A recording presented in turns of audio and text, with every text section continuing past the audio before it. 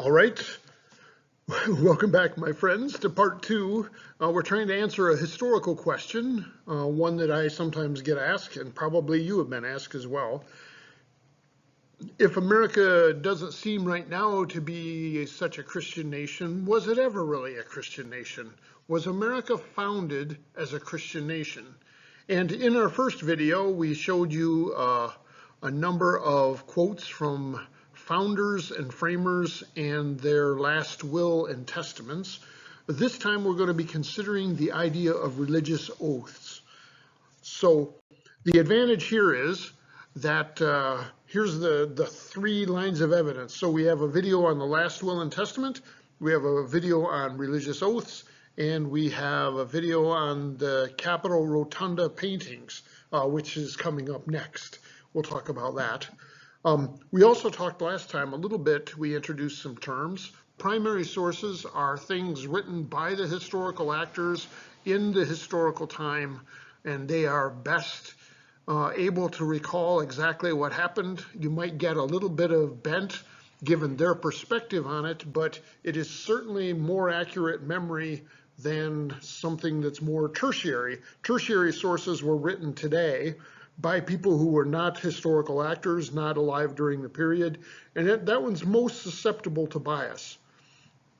When we look at the Rotunda paintings in our next video, those are secondary sources. The artists were not there at the time of the historical things, but they do give us an interesting witness that we'll talk about next time.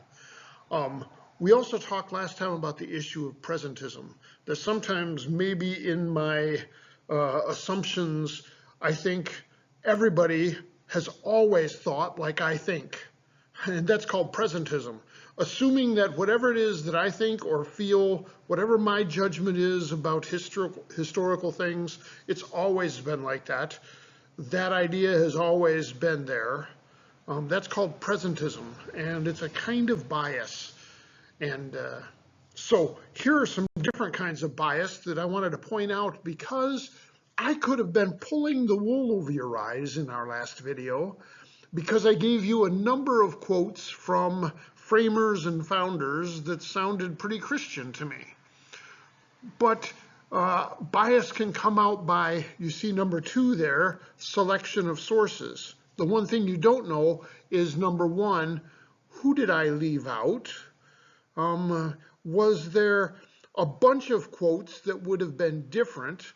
And did I select every possible source for my side and neglect a wide majority of positions that would be the opposite? You see, that's bias by omission, bias by selection of sources. Why did I choose those things? So there are different kinds of biases that you will run into in other projects, but I wanted to point out number 1 and number 2 because I could have done that to you in that first video. So how do we change that? So bias in our testaments, I had a bunch of quotes, but there could have been many more out there.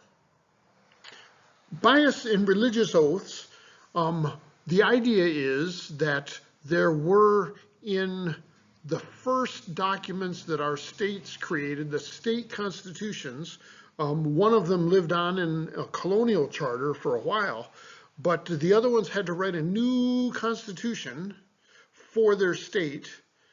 And what we want to talk about is, did they in their constitution put anything that we would call a religious oath, where a public figure, in order to hold that public office, had to swear that they were a member of this or that religious group, believing this or that thing.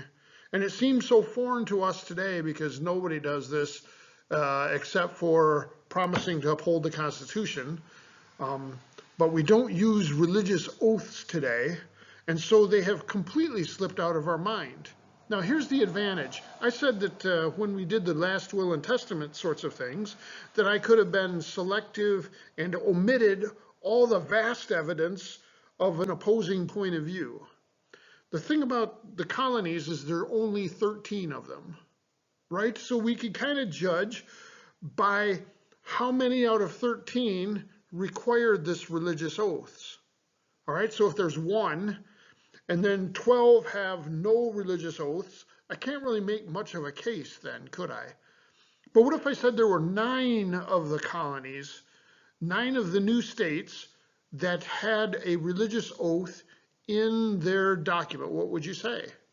Now again, I'm going to just read to you what these state constitutions say and try to abstain from any more comment about anything, because I want you to think about the historical process. I want you to think about the nature of bias, the nature of historical witness, and that's where we are for part 2 of our videos together. Here is Delaware. This is from 1776. In their constitution, every person who shall be chosen a member of either house or appointed to any office or place of trust shall take the following oath or affirmation. I, and you would put in your name, do profess faith in God the Father and in Jesus Christ, his only Son, and in the Holy Ghost, one God, blessed forevermore.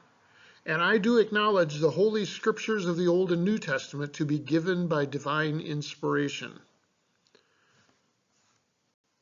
Was there a religious oath in Maryland?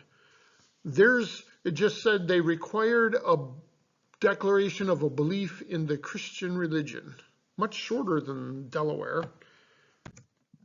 Here is New Jersey.